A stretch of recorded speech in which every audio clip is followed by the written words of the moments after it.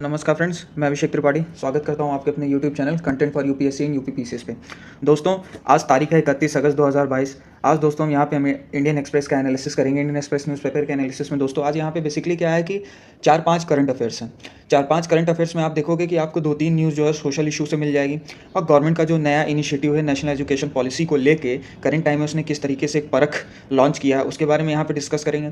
और दोस्तों थोड़ा सा इंटरनेशनल एरेना में हम जो है 1-2 न्यूज़ को देखेंगे और साथ ही आप देखोगे कि काफ़ी एक अनफॉर्चुनेट न्यूज़ है कि द ग्रेट इकोनॉमिस्ट जो है सेन साहब जो है एग्रीकल्चर इकोनॉमिस्ट जो है उनकी डेथ हो गई। तो उनके बारे में थोड़ा सा उनकी उपलब्धियों के बारे में देखेंगे कि कैसे उन्होंने जो है इंडिया के लिए एक लीडिंग डेवलपमेंट के लिए और किसानों के लिए काफ़ी अच्छा उन्होंने जो है योगदान दिया है। तो उसको यहाँ पे डिस्कस करेंगे दोस्तों।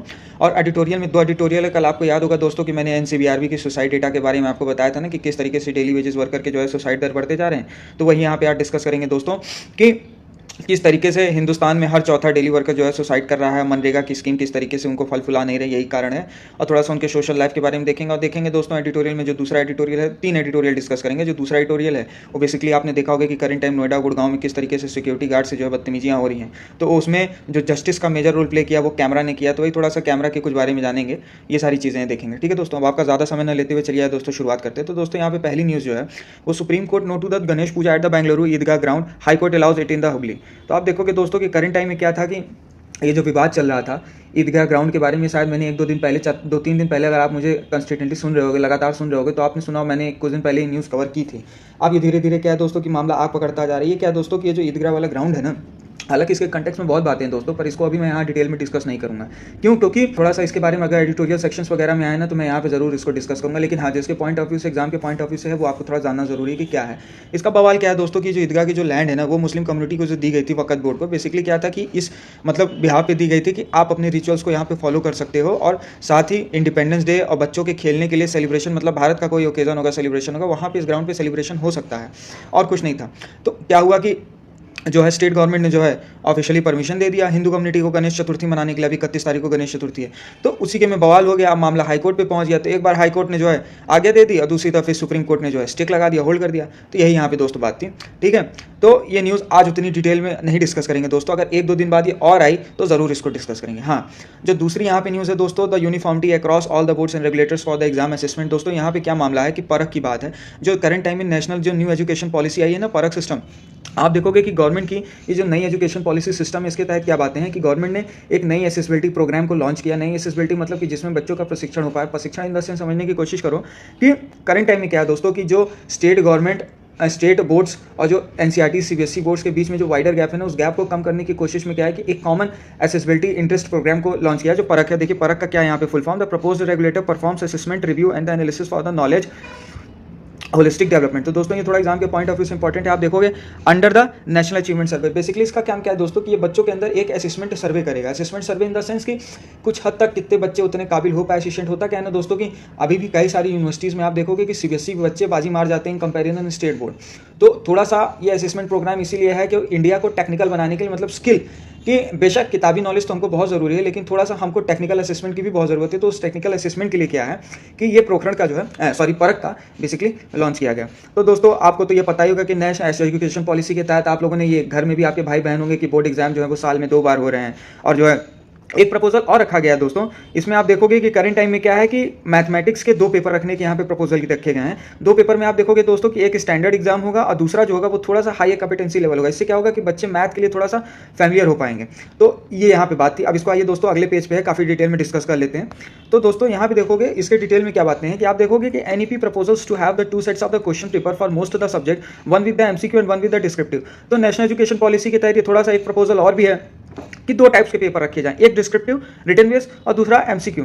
आप देखोगे कि earlier this month the centre invited bids to establish the Parakh which is set the setting norms, standards and the guideline for the student assessment and the evaluation for the recognized school boards of the India, encourage helping school boards to shift their assessment pattern meeting skill requirement for the 21st। तो वही है दोस्तों जो मैंने आपको बता दिया कि करंट टाइम में क्या है कि यही है कि स्टेट बोर्ड और जो सीबीएसई बोर्ड है दोनों को साथ मिला के काम करने का एक पैटर्न एफिशिएंट सर्वे के टाइप में एक असेसमेंट प्रोग्राम बनाया कि भारत कैसे 21वीं सदी में धीरे धीरे टेक्निकल एक स्किल इंडिया बन पाए। तो यही पे दोस्तों थोड़ा सा जो है यहाँ पे देखिए क्या है कि परख के बारे में बातें लिखी हैं। देखिए दोस्तों थोड़ा ये इंपॉर्टेंट है, आप एग्जाम के पॉइंट ऑफ व्यू से इसको जो है थोड़ा स्टॉप करके पॉज करके पढ़ लीजिए, आपसे रिक्वेस्ट भी है और कहीं नोट कर लीजिए, आपका ही बेनिफिट है। तो आप देखोगे दोस्तों कि यहाँ पे लिखा है the ministry officials as the Parakh will have to tackle the problem of the students of the some states board having the disadvantage during the college admission as compare to their peers in CBSE schools. It will develop and the implement technical standards for the design, conduct, analysis and reporting of the test all the levels of the school education. तो वही दोस्तों जो मैंने आपको बता दिया ना कि देखेंगे किस तरीके से सीबीएसई के बच्चों से अभी भी स्टेट के बच्चे मात खा जा रहे हैं एडमिशन में। थोड़ा सा होता क्या है ना दोस्तों कि सीबीएसई में कह सकते हो कि एक इंटरनल असेसमेंट एक्टिविटी चलती है। जब मैं 10th में था अपने, तो मैं सीसी पैटर्न में पास किया था। तो सीसी पैटर्न में क्या था कि सीजीपीए चलता था। तो सीजीपीए में क्या था कि इंटरनल असेसमेंट वगैरह एक्टिविटीज़ वगैरह होती थी सीबीएसई में। तो काफ़ी अच्छा मतलब इंटरनल असेसमेंट उस टाइम पे चलता था।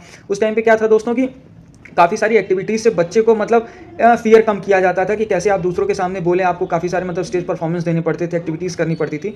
तो वो बेसिकली सीसी पैटर्न की देन थी। अब धीरे धीरे क्या है कि वही कारण है कि थोड़ा सा सीबीएसई के बच्चों कहते हैं ना कि काफ़ी बोल्डली हैं। अब दोस्तों यही कारण है कि थोड़ा सा यही है कि स्टेट बच्चों उससे टैकल कर पाएँ, आपस में कंपटीशन फैमिलियर रहे। तो यही कारण है कि ये स्कीम लाई गई। तो अब दोस्तों यही फ्रंट पेज पे एक न्यूज़ और है, उसको भी यहाँ पे डिस्कस कर लेते हैं। आप देखोगे दोस्तों कि करंट टाइम में क्या है कि पंजाब ने जो है फीमेल सरपंचेस की जो प्रॉक्सीज लगती हैं ना, उस पर बैन कर दिया। इन द सेंस आप समझने की कोशिश करिए। इस कहानी को समझाने से पहले दोस्तों पंचायत सीरीज आपने देखी है जीतू भैया वाली, अभिषेक त्रिपाठी वाली। तो उसमें आपने देखा होगा कि किस तरीके से जो महिला प्रधान रहती है उसके बदले जो है उसके पति काम करते हैं। तो सेम यही पे यहाँ पे बात हो रही है। एक चीज़ याद रखना दोस्तों कि इस पंचायत के कंटेक्स में आर्टिकल 73 और आर्टिकल 74 के अमेंडमेंट के तहत पंचायत राज इलेक्शंस बनाए गए थे, जिसमें अर्बन एरियाज़ में इलेक्शंस कराने लगे पंचायत के। तो ये चीज़ याद रखना, ये एग्जाम के पॉइंट ऑफ व्यू से उसका बैकग्राउंड क्या है, ये है यहाँ पे छोटी सी न्यूज़, उसका ओवरकम की बात है। ये यहाँ पे मतलब क्या करंट टाइम में जो इशू क्रिएट हुआ है, कंसर्न है, वो यहाँ पे मैं डिस्कस कर रहा हूँ। लेकिन जो इसका बैकग्राउंड है ना, वो मैं बता दे रहा हूँ। 73 और 74वें अमेंडमेंट के तहत ये पंचायत राज इलेक्शंस में सरपंच की ये स्कीम लाई गई थी। तो आप देखोगे दोस्तों कि अभी तक क्या था कि धीरे धीरे जैसे प्रीवियस की गवर्नमेंट ने 50% रिजर्वेशन पंचायत राज इलेक्शंस में सिचुएशंस को देखते हुए बढ़ा दिया कि थोड़ा थोड़ा वुमेन इंकरेज हो। अब इंकरेज के साथ साथ क्या देख रहे हो कि वुमेन को रिजर्वेशन भले इलेक्शन में मिला, लेकिन उनके बदले उनके पति काम कर रहे हैं, उनके पिताजी काम कर रहे हैं, उनका भाई काम कर रहा है। तो ये सारी चीज़ों को देखते हुए, मामला तूल पकड़ते हुए थोड़ा सा सरकार ने एक एक्शन लगाया है। एक्शन क्या मतलब एक शिकंजा कसा है कि करंट टाइम में जो सिचुएशन है ना, आप देखोगे कि 80% औरतें ऐसी हैं कि अपने दफ्तर नहीं जाती, उनके बिहाफ पे उनके घर वाले काम कर रहे हैं।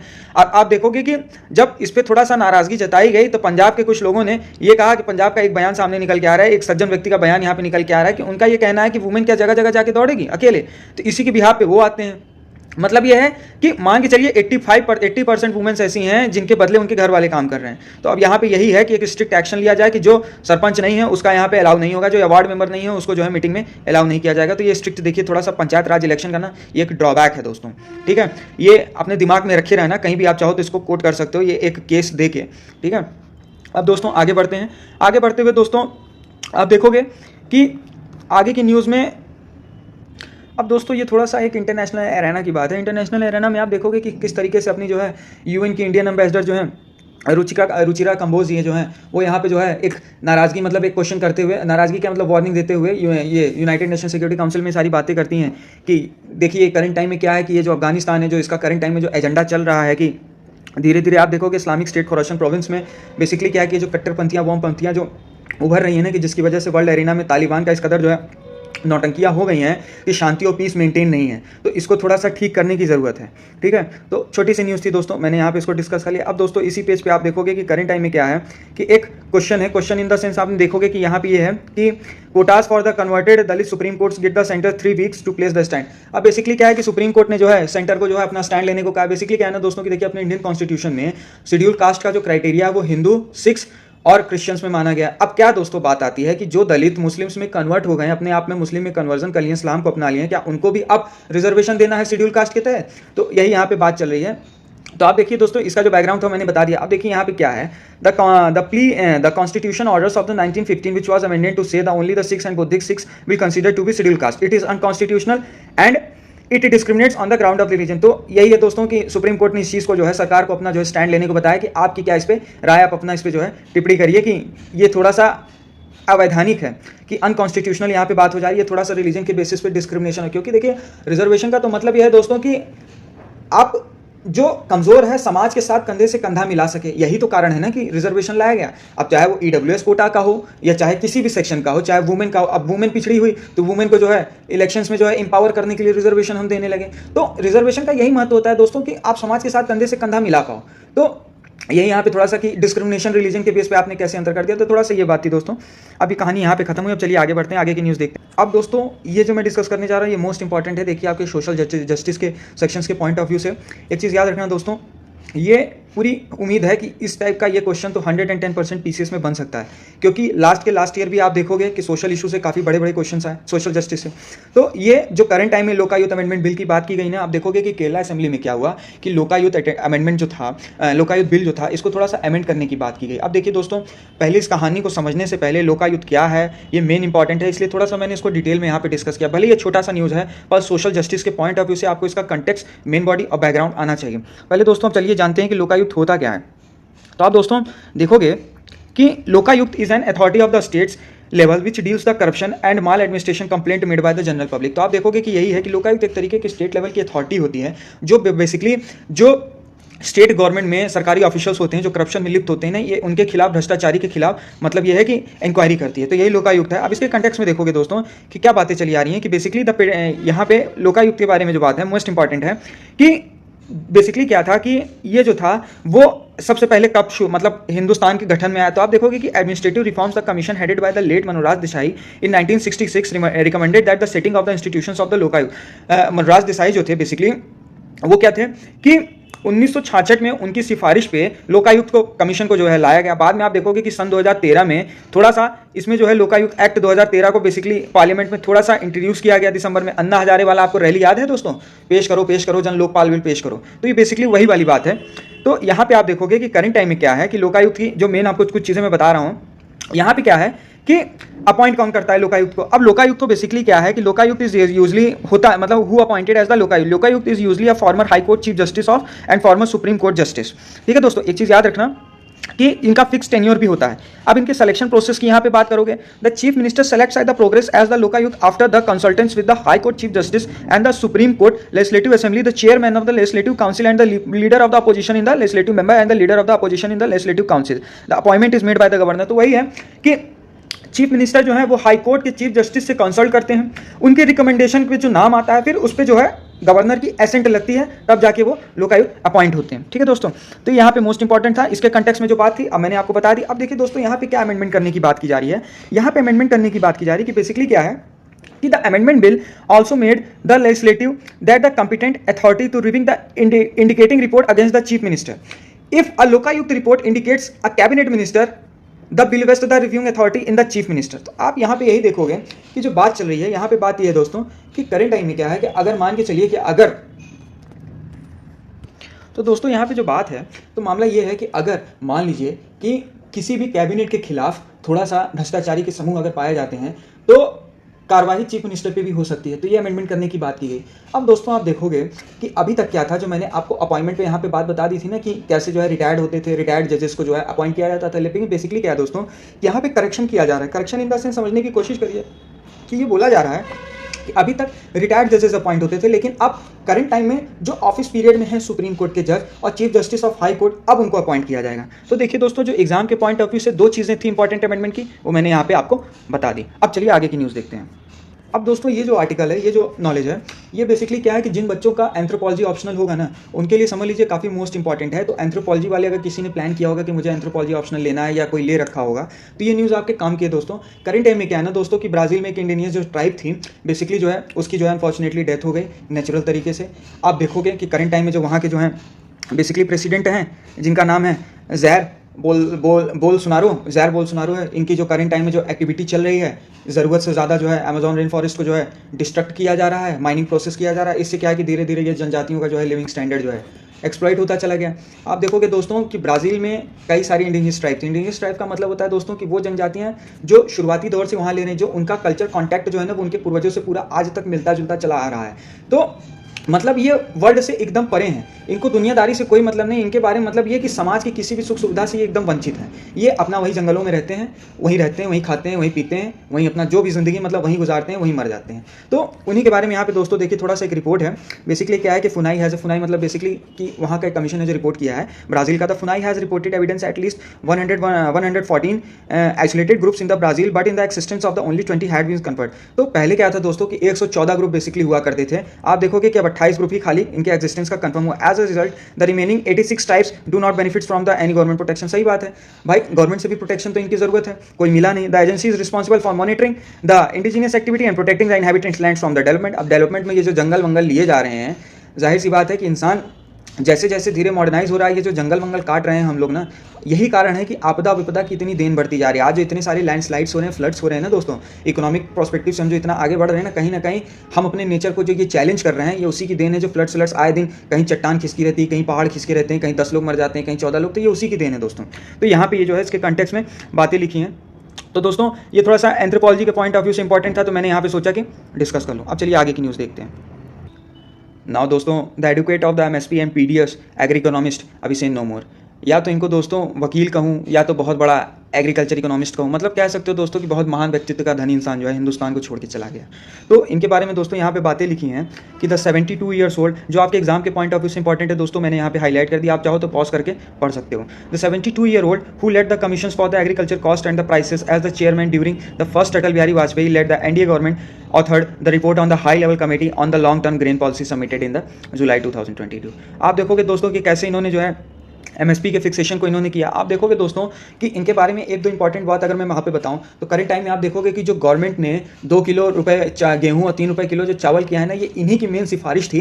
देखिए जो यहाँ पे इंपॉर्टेंट है मैं वो आपको बताता हूँ, इन्हीं की मेन जो आपके एग्जाम के पॉइंट ऑफ व्यू से इंपॉर्टेंट है। क्यों? क्योंकि ये यूपी पीसीएस में फिक्स है और यूपीएससी में भी, मतलब दोनों में मान के चलिए कि इससे बीच में से उठा के क्वेश्चन बनना है, क्योंकि ये बहुत बड़ी बात है। क्योंकि जो करंट टाइम में यूनियन गवर्नमेंट जो है एक दायरा पूरे स्टेट में तय कर दी है ना कि 2 रुपये किलो गेहूँ होगा और 3 रुपये किलो चावल होगा, तो ये इन्हीं की सिफारिश पे था कि गवर्नमेंट को एक यूनियन रेट बनाना चाहिए।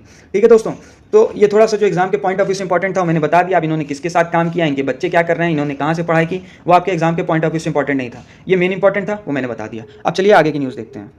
तो अब दोस्तों फाइनली चलते हैं अपने एडिटोरियल सेक्शंस पे। तो अब दोस्तों आज 2 एडिटोरियल बेसिकली क्या है कि मोस्ट इंपॉर्टेंट है, तो मैं यहाँ पे आप साथ डिस्कस करूँगा। आप चाहो तो इन चीज़ों को कहीं पे कोट कर सकते हो, तो एक अच्छा आपको बेनिफिट मिलेगा।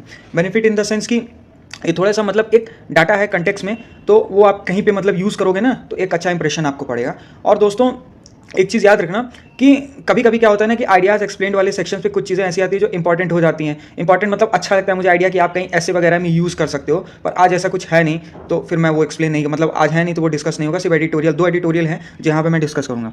पहला एडिटोरियल जो है दोस्तों वो यहाँ पे क्या है कि the distress of the valuable. Current time में क्या है दोस्तों कि कल आपको याद होगा, कल की न्यूज़ में मैंने जो है डिस्कस किया था एनसीबीआरबी की रिपोर्ट की किस टाइप के जो है डेली वेजेस के मरने की संख्या, सुसाइड की संख्या जो है वो दिन पे दिन बढ़ती जा रही है। आप देखोगे दोस्तों कि कहीं ना कहीं आप देखोगे कि इसका जो मामला है वो कुछ हद तक मनरेगा के थ्रू जो एम्प्लॉयमेंट जनरेट है ना, वो आप देखोगे कि पेंडेमिक के बाद बहुत कम हुआ है। मतलब पेंडेमिक के पहले जो लोगों का एम्प्लॉयमेंट था मनरेगा के थ्रू वो काफ़ी अच्छा था, लेकिन अब मनरेगा के थ्रू भी इनको काम नहीं मिल पाया है। तो आप देखोगे कि यहाँ पे कुछ आंकड़े लिखे हैं कि बेसिकली क्या है दोस्तों कि इन 2019 to 2020 the year prior to the pandemic 7.88 crore individuals worked under the scheme. In 2021 to 2022 the first year of the pandemic this rose to the 11 to 9। मतलब ये कि 2019 से 2020 तक बढ़े, लेकिन आप करंट टाइम में देखोगे कि कैसे ये नंबर जो है धीरे धीरे डिप कर गया। इन द सेंस आप समझने की कोशिश करो कि जो डेली वेजेस के जो मरने की संख्या है ना, वो कुछ हद तक मनरेगा में जो एम्प्लॉयमेंट उतना नहीं जनरेट हो पाया वो भी बताया जा रहा है। अब देखोगे दोस्तों कि करंट टाइम में क्या है कि कुछ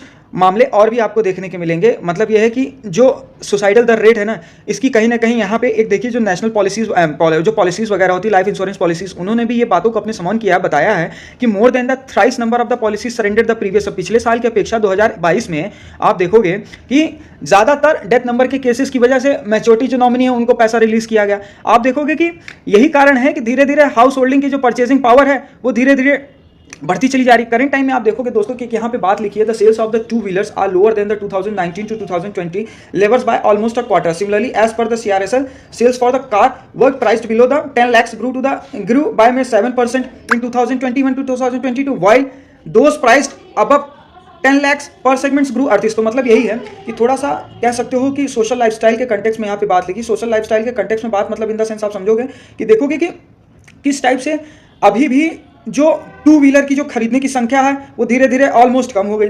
अब आप देखो कि CRSL सेल्स की रिपोर्ट के हिसाब से कि 10 लाख के जो ऊपर की गाड़ियां, 10 लाख के ऊपर की गाड़ियां उनकी सेलिंग 38% बढ़ गई और 10 लाख के नीचे की जो गाड़ियां उनकी सेलिंग 7% है। तो यही है दोस्तों कि थोड़ा सा सोशल लाइफ को कि धीरे धीरे असर मिडिल क्लास पे ज़्यादा पड़ा है। ठीक है। रिच क्लास तो कोई फर्क नहीं पड़ा, थोड़ी बहुत कमर टूटी, बाद में उसने रिकवर कर लिया, लेकिन जो डेली कमाने खाने वाला था ना, उस पर ज्यादा इंपैक्ट आया है। तो यहाँ पे है दोस्तों, अब आप देखिए लास्ट में लिखा है, as a policy maker navigates the turbulent global micro economics environment, they must be mindful on the heavenly eventful nature of the recovery and take measures address the distress of the valuable। हाँ सही बात है दोस्तों कि धीरे धीरे जो है इस पे कंसर्न्स पे जो है थोड़ा सा वैल्यूबल स्टेप तो उठाना ही पड़ेगा ना, कि इस पे धीरे धीरे किस तरीके से जो वाइडर गैप क्रिएट हो रहा है इसको ठीक कर पाएं। क्यों? क्योंकि देखिए दोस्तों, बेशक इंडिया इस समय इमर्जिंग इकोनॉमी हो रहा है, हमारा जो इकोनॉमी का जो रेट है करंट टाइम में 7.1 बेशक चल रहा है, लेकिन कहीं ना कहीं अभी भी हमको कुछ सेगमेंट्स पे ध्यान देना पड़ेगा, ठीक है। तो ये उसी के कंटेक्स्ट में बात थी। अब दोस्तों ये छोटा सा एक न्यूज़ है, इसको यहीं छोटे में ही खत्म करूंगा। आप देखोगे दोस्तों कि the camera has to face, CCTV cell phones cameras show entitlement and boorishness in the Gurgaon and Noida highness. तो आप देखोगे दोस्तों कि करंट टाइम में आपने न्यूज़ में तो सुनाएगा कि गुड़गांव में और नोएडा में कैसे जो है रिच क्लासेस वगैरह ने मतलब रिच क्लासेस वगैरह ने सिक्योरिटी गार्ड्स के साथ बदतमीजी की। तो वहाँ पे आप देखोगे कि किस टाइप से ये जो हिडन सिक्योरिटी है ना, कैमरा को यहाँ पे कह सकते हो कि हिडन जस्टिस माना गया है, कि किस तरीके से कैमराज ने, सीसीटीवी कैमराज ने जस्टिस दिलाने की कोशिश की कि जो वह क्लासेस थी जो बदतमीजी की थी सिक्योरिटी गार्ड से, उन्हीं की गलती थी। तो यहाँ पे दोस्तों कुछ हद तक ये कैमराज वो सिक्योरिटी थ्रेट्स के लिए अपने मतलब सिक्योरिटीज के लिए ये सही भी हैं, मतलब एक इनके दो फेसेस हैं, एक आपको ये जस्टिस भी दिला सकते हैं और दूसरे आपकी प्राइवेसी को रिपील भी कर सकते हैं। तो ये दोस्तों ठीक है, यहाँ पे बातें थी। और हाँ दोस्तों देखिए, हमारे चैनल पे आपको बिपिन चंद्रा की भी प्लेलिस्ट मिलेगी, ओल्ड एनसीईआरटी जो अपनी आती थी ना, उसको आप जरूर विजिट करके देखिएगा। बहुत अच्छा मतलब कह सकते हो दोस्तों कि आपका बहुत अच्छा उससे बेस तैयार हो जाएगा स्टैंडर्ड बुक्स पढ़ने के लिए, ठीक है दोस्तों। तो जैसे आप कंसिस्टेंटली ये देख रहे हो, सुन रहे हो, मुझे नहीं पता कि कौन कौन है मेरे साथ जुड़ा, कौन नहीं, कौन मुझे सुनता है, कौन पूरा देखता है, कौन नहीं, लेकिन हाँ दोस्तों ये उम्मीद जरूर है कि जितने भी सुनते होंगे ना, उसको कुछ ना कुछ हद तक एज अ नॉलेज तो गेन होती ही होगी, ठीक है दोस्तों। तो उम्मीद करता हूँ मेरी कई बातें आज भी आपको अच्छी लगेंगी। तो चैनल को शेयर करिए, सब्सक्राइब करिए, लाइक करिए, ठीक है दोस्तों। हैव अ नाइस डे, पढ़ते रहिए, मस्त रहिए।